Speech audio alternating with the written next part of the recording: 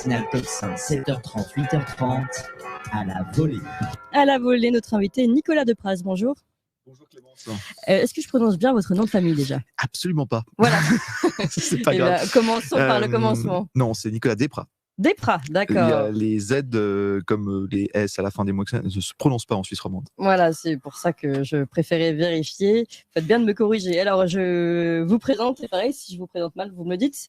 Vous êtes géographe, spécialisé politique de développement et de géopolitique, diplômé de l'Université de Lausanne.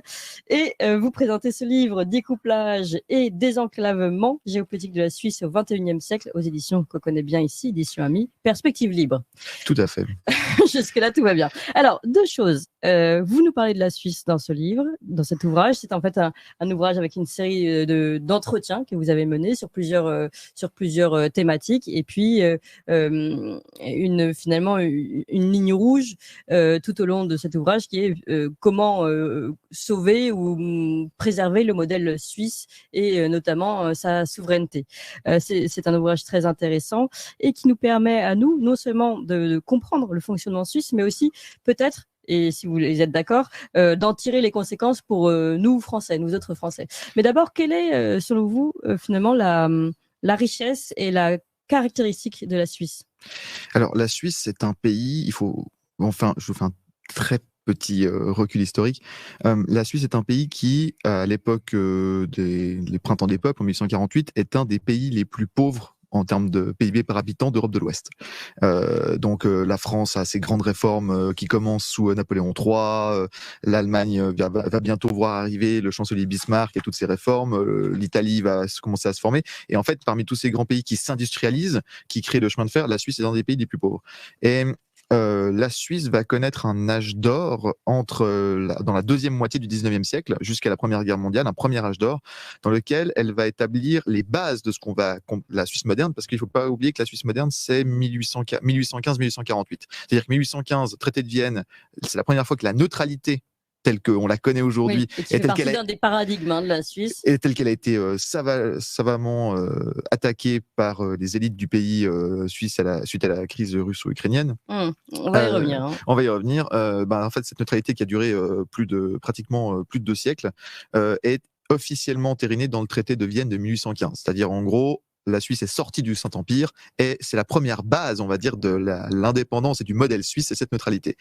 Et à partir de 1848, il y a également non seulement la fondation de la Constitution moderne, telle qu'on la connaît aujourd'hui, donc la Suisse moderne, mais également les bases de ce qui va devenir le travail humanitaire, notamment de la Croix-Rouge à Genève. Et en fait, ce triptyque prospérité économique, neutralité diplomatique et Croix-Rouge au niveau de l'humanitaire et tout ce qui va s'en suivre va former les bases du triptyque de la Suisse moderne et qui va créer son décollage économique et son succès tel qu'il va être connu.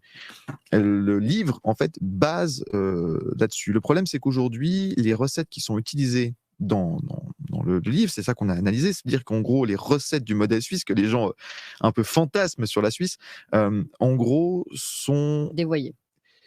Au mieux imparfaite, au pire totalement dépassée. Et en fait, ce que j'ai essayé de montrer, c'est de dire en gros, la Suisse en 2023, qu'est-ce que c'est? Et est-ce qu'on peut vraiment réutiliser les mêmes recettes que dans les années 70, les années 80? Oui, il faut que je me fasse gaffe de parler 78 ans, 90 tout le temps. Mais donc, je fais un effort intellectuel là-dessus, quand même, s'il vous plaît. Et de dire, bon, ok, qu'est-ce qui fonctionne, qu'est-ce qui peut fonctionner, quels sont nos atouts actuellement. C'est pour ça que le livre est en 2 parties, c'est-à-dire une première partie de série d'interviews où j'ai utilisé mes capacités de journaliste. Comme vous, Clémence, j'ai fait énormément de radio et je continue à le faire pour la chaîne du Cercle Aristote. Et également, après, en deuxième partie, une conclusion, donc une analyse un peu plus universitaire, on va dire, avec des sources. Et donc, c'est un livre en 2 parties. Donc, pour les gens qui souhaitent comprendre quelque chose, à savoir un peu ce qu'est la Suisse dans ses différentes composantes, c'est toute la première partie. Et l'exercice de prospective, de proposition politique et de synthèse aussi. Il est dans la deuxième partie du bouquin. Alors, justement, venons-en. En fait, vous avez parlé, c'est déjà très bien, vous avez présenté finalement, quand on retrouve à travers votre livre les 3 fondamentaux en fait, de ce qui construit la Suisse telle qu'elle, enfin, la Suisse prospère. Donc, vous l'avez dit, Croix-Rouge humanitaire, prospérité économique, neutralité. Et très intéressant, vous expliquez que finalement, tout ça, c'est mis à mal, ces paradigmes aujourd'hui, par une forme d'élite, élite du pays, mais pas que, élite internationale. Est-ce que vous pouvez nous raconter un peu tout ça? En fait, la Suisse a trouvé dans la mondialisation du XXe siècle, donc la mondialisation occidentale, américaine, a trouvé une super petite niche dans laquelle elle s'est mise. Le problème, c'est que quand on est, on va dire, la proue du navire, on est le premier à recevoir les vagues quand ça se passe mal. Et vous êtes bien placé. Et pourquoi une niche? Alors, dans quel sens elle a trouvé une niche et pourquoi c'était intéressant pour elle? Parce que la Suisse n'est pas une terre d'empire, dans le sens où on n'a pas de, excusez-moi, on n'a pas de, comme la France par exemple, de territoire ultramarin, on n'a pas eu le problème de la colonisation, et donc dans la richesse du XXe siècle, la deuxième partie du XXe siècle, comme l'avait très bien dit le général de Gaulle, ça va plus être non seulement le nombre de mètres carrés qu'on va avoir, mais ça va être l'innovation de notre économie, la vitesse de nos trains, etc. Et la Suisse est tout de suite avait pris un avantage là-dessus et est tout de suite mis là-dedans. Donc en fait, dans cette mondialisation technologique, financière, innovative, avec énormément de valeur ajoutée, la Suisse s'est trouvée très très bien là-dedans. Le problème, c'est que quand les Américains ont sifflé la fin de la partie pour l'Occident, en gros, on peut dater ça vers la crise financière de 2007-2008. En fait, la Suisse s'est retrouvée aux premières loges quand ça allait pas. Et donc, du coup, une bonne partie des acquis et de ce qui faisait la richesse, la petite place, la petite niche bien douillette qui s'était trouvée la Suisse, a commencé à être mise à mal depuis maintenant 15 ans. Et quand vous dites quelle est la figure de proue, vous pensez par exemple au Forum de Davos, ce genre de choses-là qui font belle place à une forme d'élite financière et internationale? Alors, la Suisse, de par le niveau de vie, est de toute façon un pays qui attire les élites énormément. Pourquoi ? Parce que sécurité de la monnaie. Parce que avec beaucoup de sécurité et de stabilité, les gens ne sont pas arrêtés dans la rue pour être filmés, vus. Donc il y a de toute façon et puis donc comme on l'a dit, non seulement on travaille dans les institutions internationales, des places de travail dans la recherche, l'enseignement. Donc c'est de toute façon un endroit où ça va attirer normalement des élites. Mais le problème, c'est que la contrepartie de ça, c'est que ces élites mondialistes, entre guillemets, vont influencer un pays qui, je vous rappelle, a à peine 9 millions d'habitants. Donc ça se diffuse très vite. Et aujourd'hui, heureusement avec les événements, mais pendant une période, notamment la fin des années 80, début des années 90, fin des années 90, il y a eu une vraie tentation européenne, notamment très forte, et qui existe toujours parmi les élites, qu'elles soient de droite ou de gauche d'ailleurs. Donc pour la Suisse. Et forcément, comme vous le savez, si la Suisse rentrait dans l'Union européenne, ce serait la fin complète. En tout cas, de sa particularité, de son particularisme et de sa richesse. Et de sa richesse de manière générale, et de son indépendance. Donc, mais il y a une tentation clairement élitaire en Suisse de vouloir forcer à rentrer dans l'institution européenne. Le problème, c'est que comme les institutions européennes détestent ce que la Suisse représente, les discussions sont plus que houleuses. Alors, ce qui est intéressant pour nous, c'est évidemment de comprendre ce qui fait que la Suisse, malgré le fait qu'elle soit mise en difficulté, puisse conserver malgré tout, et c'est ce que vous dites dans votre livre, c'est que vous dites comparaison n'est pas raison, mais malgré tout, on va quand même faire une comparaison et on voit que la Suisse s'en sort plutôt mieux par rapport aux pays européens. Et parce qu'elle a encore justement quelques fondamentaux qui sont notamment les frontières et la monnaie. Sécurité des frontières, sécurité, on parlait d'immigration il y a quelques instants, et sécurité de la monnaie, vous le rappeliez il y a encore quelques secondes. Alors d'abord, vous pouvez nous parler du modèle suisse sur ce sujet, et puis ensuite, comment nous, Français, nous pourrions assurer cette sécurité finalement et en tirer les conclusions pour notre souveraineté. Alors, je suis pas bien placé pour parler à la place d'un Français, comme vous savez, non seulement sur votre magnifique petite radio qui vient de commencer et que je vous remercie d'être. D'ailleurs, je suis la première fois que je viens faire une radio en France, à Paris, c'est chez vous. Donc, je vous remercie humblement. Ça me fait. Parce que Tocsin résonne jusqu'aux montagnes suisses. Exactement. Donc, bien évidemment, ça va être un grand plaisir. Alors, pour répondre à votre question, la Suisse fait quand même partie de Schengen. Donc, parce que la Suisse étant un pays libéral, et comme la Suisse est un pays exportateur, donc il exporte énormément de produits, pas en termes de ressources brutes, mais en termes de valeur ajoutée, voire de très haute valeur ajoutée, la Suisse a besoin d'avoir une circulation des personnes, des biens, des services, et donc d'être quand même dans un paradigme libéral. Seulement, les postes frontières, notamment entre la France et l'Allemagne, la France et la Suisse et l'Allemagne, par exemple, pour ne citer que les principaux, existent encore. Donc, même si les contrôles existent, ils sont pas très fréquents, mais les contrôles existent. Donc, ça veut dire que si tout d'un coup, pour telle ou telle raison, on avait envie de resserrer les frontières, on pourrait le faire. Il faudrait reformer quelques douaniers, il faudrait gérer, mais entre guillemets, si les lois et les possibilités existent, si tout d'un coup on veut limiter l'immigration ou ou voilà, par exemple, remettre plus de contrôle aux frontières. Voilà, ça existe. Le problème, c'est qu'il n'y a pas la volonté politique pour l'instant, parce que comme j'ai dit, ça a la contrepartie d'avoir un pays qui a une énorme exportation, c'est-à-dire qu'en gros, on doit jouer le jeu du mondialisme, et donc du coup, il faut accepter les règles de la communauté européenne et des pays occidentaux, c'est-à-dire immigration de masse. Mais vous avez quand même ce système référendaire qui permet à des petites, par petites zones de territoire, finalement, de prendre des décisions assez importantes de ce côté-là. Alors, il y a ce qu'il faut bien comprendre sur le système suisse, c'est que c'est en 3 niveaux. Il y a la confédération, donc la Suisse en tant que telle, au sommet, les cantons qui sont l'appareil,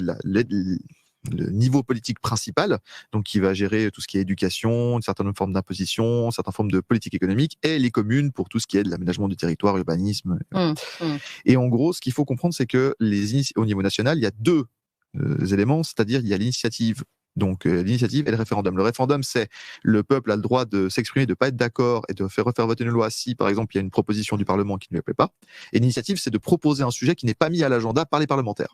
Il y a 200 parlementaires sous la coupole fédérale qui représentent les cantons, et c'est une double chambre, voilà, comme vous le savez. Comme ça fonctionne en France, c'est-à-dire qu'en gros, les cantons sont tous représentés à titre équivalent, et après, en fonction de la population, il y a un peu plus au niveau de la chambre basse de représentants que d'autres. Donc ça, très facile. Le problème d'aujourd'hui de l'initiative et du référendum, c'est que par à la fois le battage médiatique qui existe et par les arguments qui sont pris, les élites, on va dire, le camp du bien, le camp du mondialisme, arrive souvent à ses fins en Suisse et gagne malgré le référendum. Arrive à gagner par la votation 80 à 90% des sujets où ils évitent des balles. De temps en temps, ils n'arrivent pas à les éviter, et ça crée des problèmes justement avec des pays partenaires. Notamment, on avait eu une initiative pour limiter l'immigration de masse, où tous les partis mondialistes étaient, on va dire, contre l'immigration de masse. Parce que l'initiative visait à réguler l'immigration de masse. Et le peuple avait quand même gagné. Mais le problème, c'est que cette initiative n'a jamais été mise en place par les parlementaires parce qu'elle contrevenait à certains traités. Exactement. Donc, et la Suisse n'arrive pas à imposer, malgré le fait qu'elle ne fasse pas partie de l'Europe, elle n'arrive pas à imposer le fait que la votation nationale soit supérieure aux traités européens ou aux accords bilatéraux. Non, à cause justement, c'est justement le titre du bouquin, c'est l'idée justement du désenclavement. C'est qu'en gros, la Suisse, pour vivre tel que son modèle existe, a besoin d'un marché. Et pour avoir un marché, ça veut dire marché d'exportation. Et il se trouve que nos deux principaux clients sont en premier les pays de l'Union européenne, en majorité l'Allemagne, la France et l'Italie dans cet ordre, ce qui pose des problèmes au niveau clientèle, parce que quand tous vos clients ont les mêmes règles et la même monnaie, c'est un souci. C'est pour ça que la France du Frexit, par exemple, serait un excellent allié et client pour la Confédération. Ah bah là, vous allez faire des heureux dans ce live. Non, mais c'est vrai, parce que du coup, elle aurait besoin de se réindustrialiser, elle aurait besoin de services, elle aurait besoin d'avoir de pouvoir s'endetter auprès d'un pays qui n'est pas une réserve, et ce serait un allié naturel. On va dire la France du Frexit, c'est mon avis, la France du Frexit serait un allié naturel de la Confédération, parce que ce serait extrêmement complémentaire sur plein de points. Mais je reprends le sujet. Le désenclavement, ça veut dire qu'en gros, il faut être capable de... Quand on est le problème, c'est que la Suisse est trop dépendante d'une alliance, l'alliance otanienne occidentale, et que seulement le 3e client, c'est la Chine. Alors que pour beaucoup de pays, la Chine est le premier client ou le premier partenaire au niveau des échanges. Le problème de la Suisse, c'est que le poids de l'économie occidentale pèse énormément, et l'idée de désenclavement, ça ne veut pas dire la Suisse ne va plus être un pays européen, ne va commercer qu'avec les pays du Sud ou les pays des BRICS ou comme ça. Ça veut simplement dire d'être capable de suffisamment diversifier ses clients en tant que pays neutre, pour dire qu'à un moment donné, si on n'est pas d'accord avec une politique de l'Union européenne ou une politique américaine, comme sur le secret bancaire, on est capable de retourner la table et de dire... en fait, un point de dépendance, en fait. Voilà, d'éviter un point de dépendance. Et le problème, c'est que ces dernières décennies, la Suisse est vraiment mise de manière très dépendante dans le occidental, mais dans un mauvais sens. C'est-à-dire dépendante, quand vous connaissez l'histoire, c'est-à-dire que quand vous avez 1 million de découverts à la banque, c'est vous qui avez un problème. Quand vous avez 1 milliard, c'est la banque qui a un problème. D'accord. Alors, en effet, c'est intéressant parce qu'on parle de sécurité de la monnaie, mais vous l'avez dit, finalement, monnaie sécurisée, mais exportation, finalement, qui mettent en danger le modèle suisse. Donc ça demande de revoir ça. Je voudrais qu'on s'arrête sur ce que vous évoquiez sur le référendum, parce que je pense que ça doit parler à beaucoup de Français et ça doit faire réfléchir. Vous nous dites finalement, on a beau avoir ce système, le système ne suffit pas. Il faut que le système de vote, de référendum et d'initiative de forme de RIC ne suffit pas, parce que si on a des médias qui font un rabattage idéologique, par exemple, ça ne permet pas d'avoir les informations de manière honnête. Et donc, ou alors si on a une forme de lobbying qui est mise en place, finalement le vote ne va pas forcément dans l'intérêt de la population. Ça, c'est important à souligner, parce que nous ici, on a l'impression que ce serait la solution à tout. En fait, non, il y aurait d'autres combats à mener, et peut-être même commencer par ces autres combats avant de commencer par le RIC et d'autres formes de référendum. Tout à fait. Le référendum et la souveraineté populaire, la souveraineté citoyenne est un outil au service du citoyen. Si les citoyens ne s'en servent pas, je vais vous donner une petite indication. La Suisse, vous savez, est un pays très vieillissant au niveau de ses citoyens.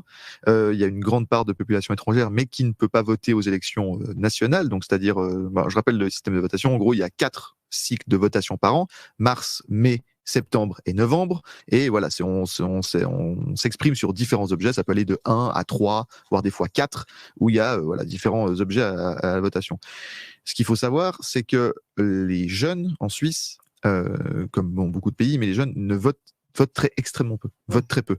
Et donc, dans un pays qui est déjà âgé, sur certaines votations, on est des fois à presque 60 ans de moyenne d'âge. Bon, il faut savoir qu'en Suisse, la retraite, c'est à 65 ans, donc c'est pas forcément que des retraités, mais la moyenne d'âge du votant, du votant en Suisse, c'est 60 ans. Donc, comment faire des réformes ou vouloir adapter son pays au 21e siècle quand la majorité des gens qui votent sont des gens du 20e siècle? Oui, ça pose de vraies questions. Et chez nous, on n'arrête pas de considérer que finalement, l'abstention, c'est peut-être aussi parce que nos politiques ne nous représentent pas, etc. Mais quand on parle de référendum, comme chez vous, c'est possible. Et quand on voit que finalement, vous avez le même problème, que les jeunes ne votent pas, il y a une question d'engagement citoyen, en fait. Et une question, alors c'était en grande partie pourquoi j'ai fait ce bouquin, c'est parce que moi je vote à toutes les votations depuis que j'ai mes 18 ans, même quand le sujet me passionne pas forcément. C'est pas forcément, j'ai un sujet, par exemple, moi je suis pas un spécialiste. C'est vrai qu'en plus, vous, ça vous demande du travail quand même.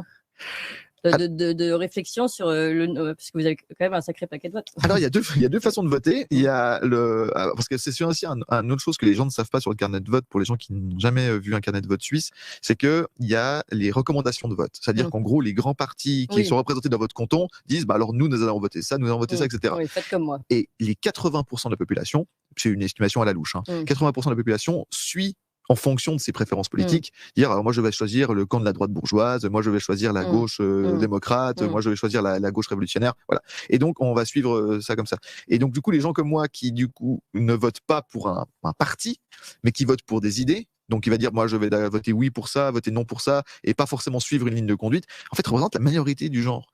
Et donc ça demande effectivement, on peut très bien voter sans faire son devoir citoyen sans avoir beaucoup à réfléchir, et simplement passer 10 minutes, genre on vote sur ça, et voir 3 reportages aux infos qui orientent. Et ça, c'est pour la majorité du genre. Mais quand on veut s'intéresser, effectivement, il faut prendre le temps de lire qu'est-ce que ça change dans le texte de loi, voir 2-3 reportages, d'articles, de médias de droite, de gauche. Prendre ses responsabilités un petit et peu. comme citoyen. Et donc, en fait, la première chose quand on veut être souverain, c'est déjà, il y a les outils, comme on l'a dit, mais surtout, c'est la qualité anthropologique. Qu'est-ce que vous faites en tant que citoyen?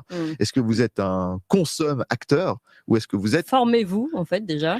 Ou est-ce que vous êtes un citoyen? Comprenez, analysez, réfléchissez. Ouais.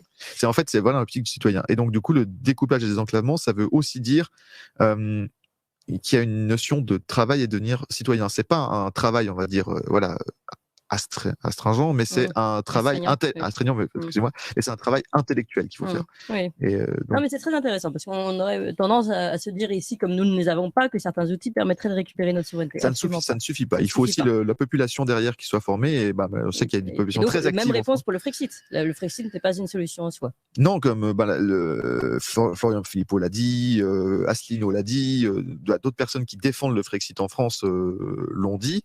Le Frexit, c'est un outil, mais derrière, il faut un programme. Il faut des hommes, il faut des citoyens, il faut des entrepreneurs, il faut tout un monde, un réseau anthropologique de personnes, d'êtres humains avec leurs différentes sensibilités pour faire fonctionner un pays. Et c'est pas tout simplement parce que, hop, le Frexit va arriver, vous avez un très bon exemple avec le Brexit. C'est qu'il y a des Oui, choses qui ne fonctionnent évidemment. pas.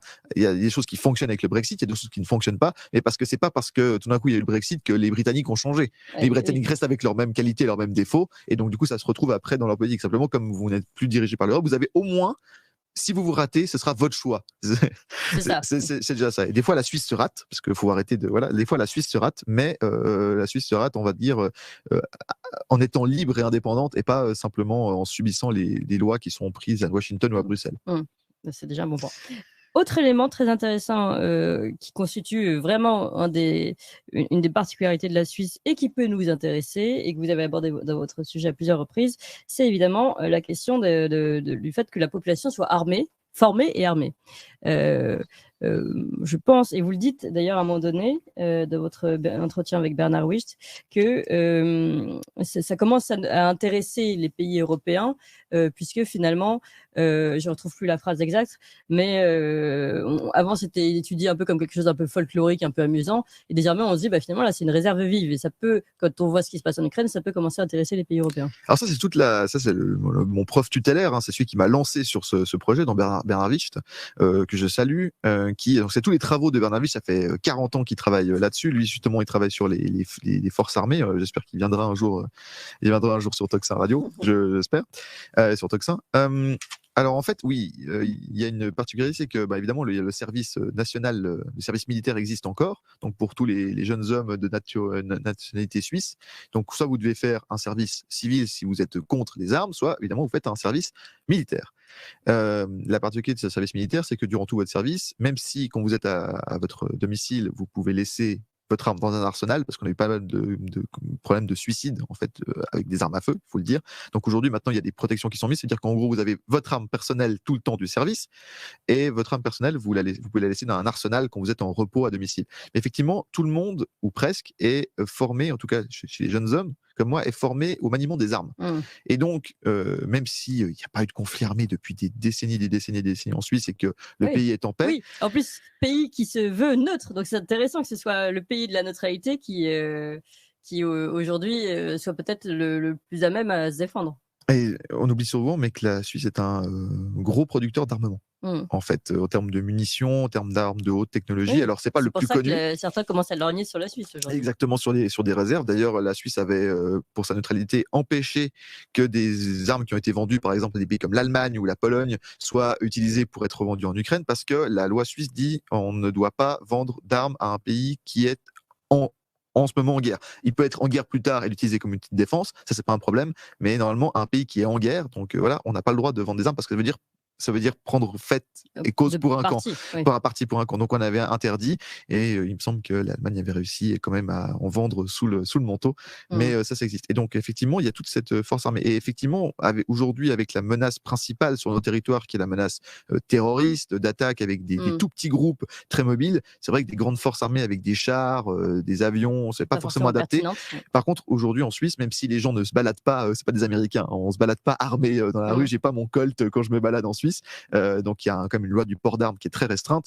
Tout le monde est capable de gérer une arme, de se défendre, et en cas de problème ou de crise majeure, en 24 à 48 heures, l'armée civile et citoyenne est mise sur pied. En tout cas, tous ceux qui sont en réserve ou en service actuellement. Donc c'est quelque chose d'extrêmement adaptatif. Par contre, le problème, c'est qu'évidemment, comme c'est très administré en Suisse, que tout doit bien être droit, l'aviation ne fonctionne qu'entre 8h et midi, et entre 13h et 17h. Donc, si vous voulez détourner un avion, faites-le entre 17h et 8h du matin en Suisse, car évidemment, les pilotes de l'aviation, qui sont d'excellents pilotes, parmi les meilleurs au monde à cause de l'arc alpin, en fait, ne travaillent qu'entre 8h et midi et 13h. Oui, mais même en cas de crise, ce ne sera pas le cas.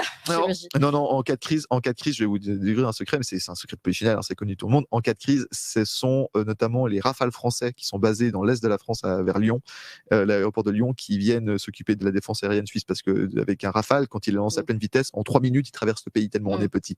Donc du coup, voilà, dans certains cas, c'est notamment dans le cas de détournement d'avion ou de problèmes aériens, c'est l'armée française D'accord. avec des accords avec la Suisse qui vient gérer le ciel parce que voilà, il faut quand même pas, il y a la pause café quand même, faut quand même pas déconner. Bah oui, surtout que on est intransigeant sur les horaires en Suisse, n'est-ce pas? Exactement, le pays des montres, madame. Exactement.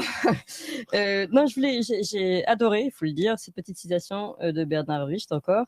Donc il souligne l'importance concomitante de l'outil militaire qui semble complètement oublié pour défendre notamment la frontière et la propriété privée. J'imagine quand il dit on ne possède que ce qu'on peut défendre. Pardon, en plus je la cite mal. On ne possède que ce qu'on peut défendre. Et donc là, on revient sur en effet l'importance de pouvoir se défendre et de pouvoir éventuellement, enfin, d'avoir une arme pour défendre ses frontières et éventuellement sa propriété privée, son canton. Et donc on revient à cette idée de l'importance de l'arme qui est chez nous complètement occultée.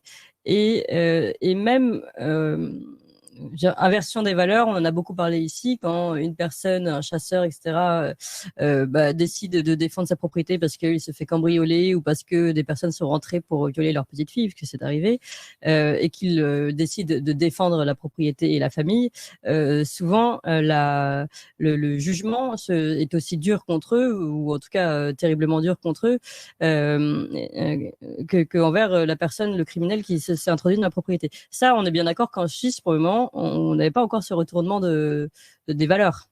C'est encore pire que ce que vous pensez. C'est-à-dire, en gros, il y a une vraie dichotomie entre ce que veut la population et les jugements tels qu'ils sont rendus. Aujourd'hui, dans certains cantons, parce que c'est des lois qui sont gérées au niveau cantonal, même s'il y a une trame fédérale qui est suivie, aujourd'hui, dans certains cantons, notamment dans le mien, des cantons qui sont très proches de la France, il y a des fois les lois, entre guillemets, enfin, la justice est des fois plus laxiste que ce qu'elle est en France.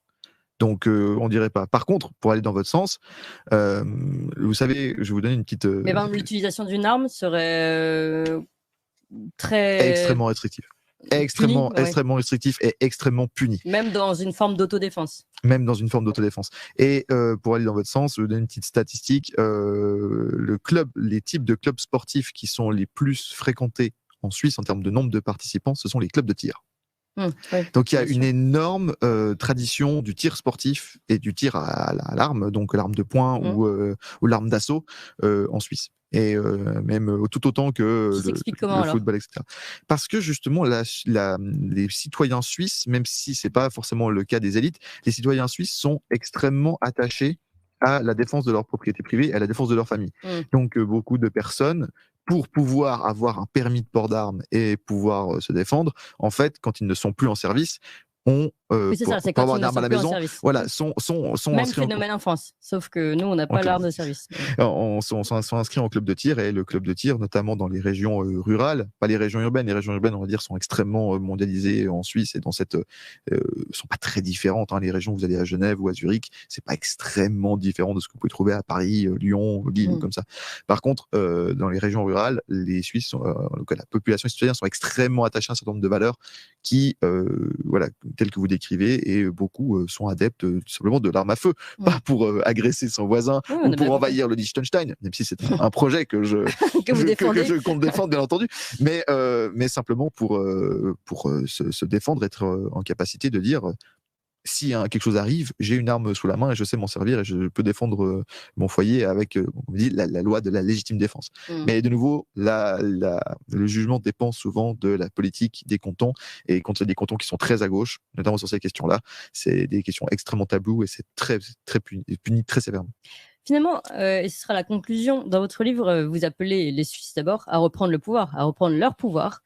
Et j'aimerais donc que les Français écoutent ces conseils que vous donnez pour qu'on puisse se l'approprier avec nos propres outils. Quelle est la piste que vous ouvrez aux Suisses aujourd'hui pour reprendre ce pouvoir, cette souveraineté ? Alors, la Suisse est un pays, comme je l'appelle des fois, entre deux, c'est-à-dire à moitié souverain. Et en gros, l'appel, c'est le suivant, c'est de dire, il y a des espaces sur lesquels c'est une situation d'entre-deux. C'est-à-dire qu'en gros, si tout n'est pas à refaire comme par exemple en France. Il y a beaucoup de choses qui existent. On l'a dit, on a notre propre monnaie, les frontières existent encore. Mais il y a beaucoup de choses qui sont faites sous le tapis. Vous avez parlé de l'influence du Forum économique de Davos. L'influence en Suisse est énorme. On a des parlementaires qui sont littéralement invités chaque année au Forum économique et qui décident donc. En gros, l'appel c'est le suivant, c'est de dire tout est là, tout existe, tout est faisable, mais simplement il faut reformuler le système, revoir le système suisse, la réadapter au XXIe siècle et cultiver jalousement cette envie d'indépendance. En France, il y a des choses qui doivent être reprises depuis zéro. La Suisse, c'est pas le cas. Oui. Et donc du coup, mais par contre, si on suit cette pente, on va finir dans 10, 15 ou 20 ans à finir dans la même situation que sont aujourd'hui les États-Unis, la France ou l'Allemagne, dans différents domaines, que ce soit économique, que ce soit au niveau de la drogue, l'alcool, la consommation, voilà, ou même simplement la perte de souveraineté au niveau frontières et monnaie. D'accord. Pour la France, juste un dernier mot. Vous disiez elle doit recommencer à zéro. Votre conseil, c'est justement, vous parliez du Frexit, selon vous, hein, personnel. Faut passer par un Frexit ou ça peut se reconstruire en restant dans le système dans lequel nous sommes?